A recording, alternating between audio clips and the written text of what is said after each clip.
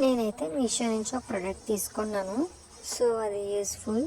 Ear rings చేసుకోవచ్చు and next వచ్చేసి bracelets చేసుకోవచ్చు. ఇది క్లే మోల్డ్ మాట.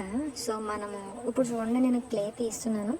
సో ఈ టూ క్లేస్ తీసుకొని, ఫ్యాబ్రిక్ క్లే మాట, ఈ టూ క్లేస్ తీసుకొని టోటల్గా రెండు కలపాలి.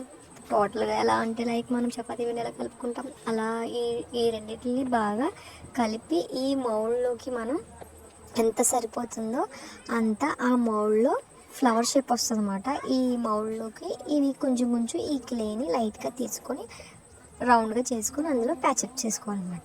ప్యాచప్ చేసుకున్న తర్వాత ఫ్యూ మినిట్స్ ఆగాలి. అంటే ఆ క్లే గట్టిపడాలన్నమాట. పడితేనే ఫ్లవర్ బాగా వస్తుంది.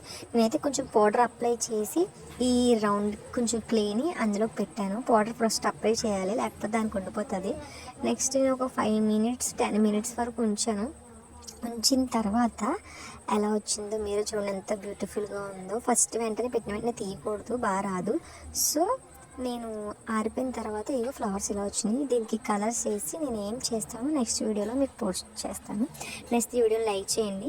ఎపిసోడ్ 2 రెడీగా ఉంటుంది, చూడండి. సబ్స్క్రైబ్ చేయడం మర్చిపోదాం.